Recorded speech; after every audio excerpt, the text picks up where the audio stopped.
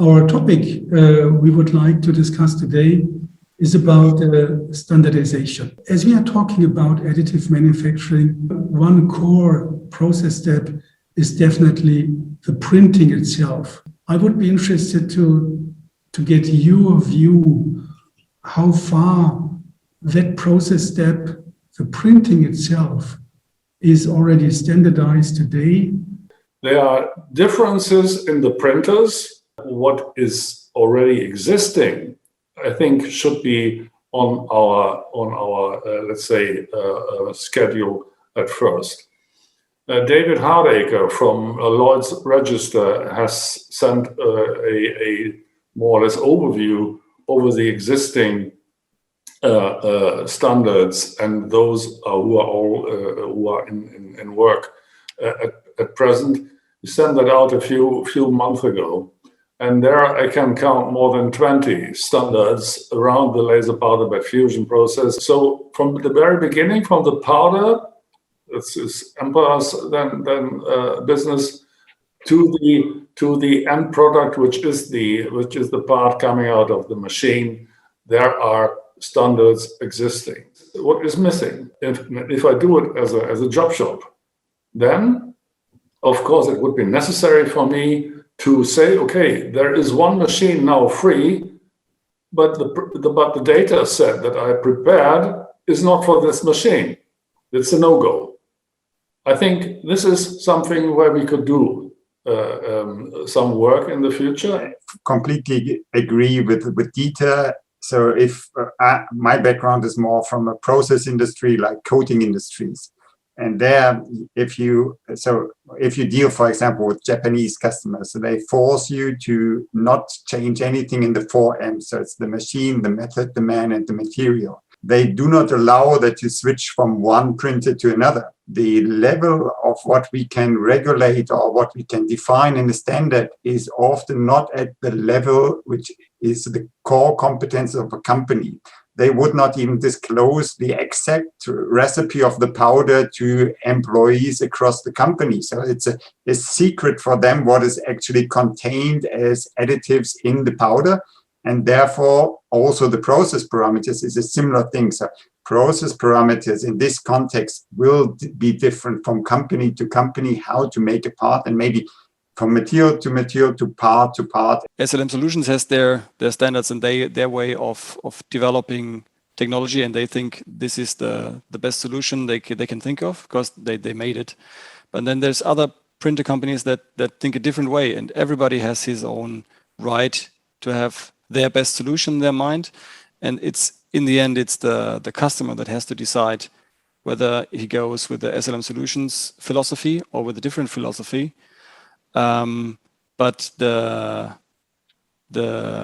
standard has like it's a minimum that everybody can reach, and then I think the application needs to find the right solution. The knowledge of the one company, that's the USP of this company, and they will not share it. This will never become a standard because this is their selling point. What is our view if we look at the different regions? And Gregor, as the TÜV is also globally acting, when you look at standardization, do we work on global standards, or are we actually more focused on regional ones? What is your experience and what is your outlook you can share with us? We are very lucky in the additive industry that we have global agreements between ISO and ASTM. So every standard which is written by German expert on a DIN side is transferred to ISO and then follow up to ASTM. On the other way around, ASTM, American Standardization Association, develops standards which are used on the ISO side, which means if we have standardization activities driven by Germans or in Singapore, they automatically lead to a global standard. This is fantastic. And what we as well see that under the TC 261, which is in my perspective, the home of standardization in AM, we have more than 50 standards in preparation. So in the next 3 years, there are 50 new standards. Today, they are 20.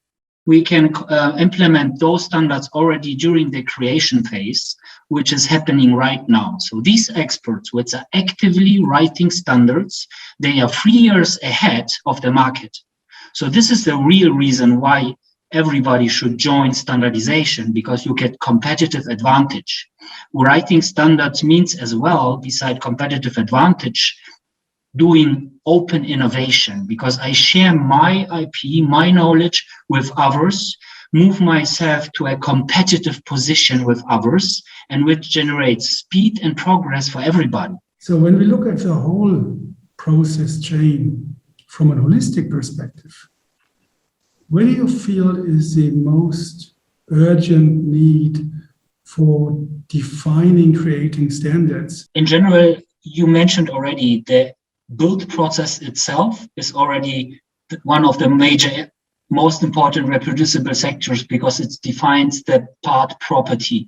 And that's different to CNC milling, by the way. That's another reason why we need to more put weight on standardization of the build process.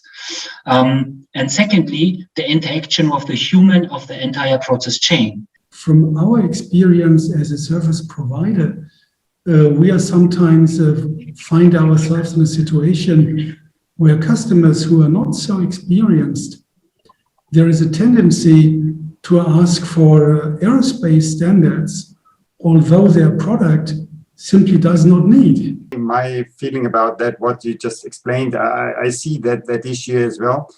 The thing is that it's more than only a standard which you need to take into account. Validation is coming on top of being certified.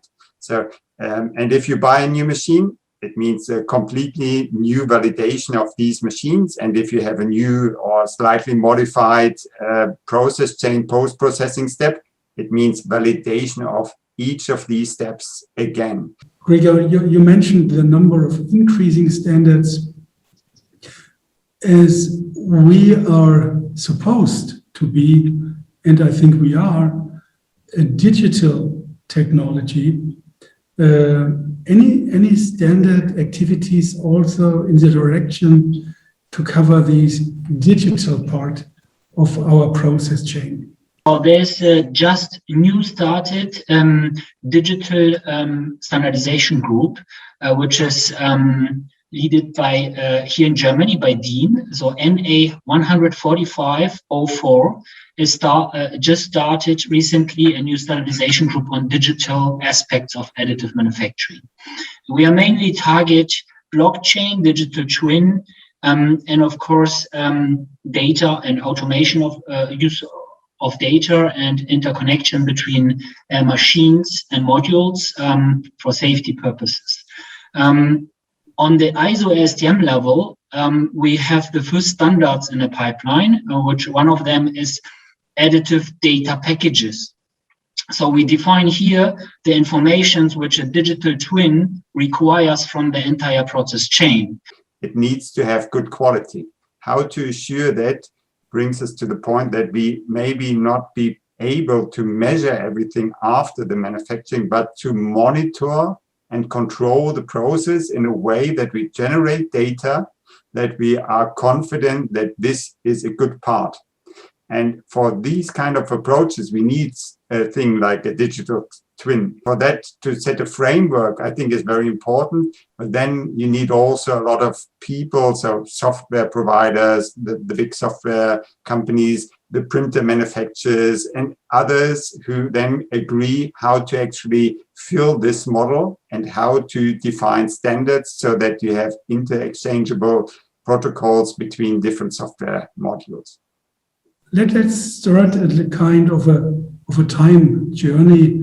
So when we think 5 to 10 years ahead of today, what will you say? What do you expect has happened with regard to standardization? No, I think that standardization enables definitely the real disruptive power of additive, as we kind of solve with standards the complexity of implementation. Producing a part with individual properties, a different, let's say, section of the part, this is what will take us a lot of several years to come there. We need to do something more specifically to let's say to make the business broader, and this is what we as SLM Solutions are concerned about. Not only we, also the other machine vendors. There's let's say a lot of new, let's say, newbies on the market in the Asia Pacific area, especially in China, and so we need to be to keep ourselves at the top, and this is what we have to focus on. Also, with respect to standardization, we try to implement our system. It's like the roots. They go to the printer. They also go to other post-processing steps that follow in the whole chain. And to make this a holistic approach, I think this is what we are trying to do in the next 5 to 10 years. We try to be very universal. So we connect easily to any printer OEM. We also connect digitally via OPC UA. This is something, also the data collection, the quality assurance, this is everything that comes together. And we try to be as much as CNC machining and conventional machining, but in 3D printing. As you said, maybe it's not the only choice. I'm not convinced of that. I think we should make it an established other possibility to print parts and to obviously grow the part of our industry. But we have to make people confident to use it. And this is why the standards are very important for this. Looking at the standards, I think we need to have a framework to enable the future. And this is really probably a small part of the AM users who can really accelerate that and to do something like localized material property changes by tuning or digital twins, things like that. We have a lot of small and medium-sized enterprises. We need to take care, and Dieter has mentioned that already, we need to take care of these kind of companies as well and users, and we need to provide them reliable, cost-effective machines and processes, which are then standards. And these are the standards we have maybe set. I would like to thank all of you for the very interesting and fruitful discussion we had. It was a pleasure. I'm looking forward to continue that discussion at the AMTC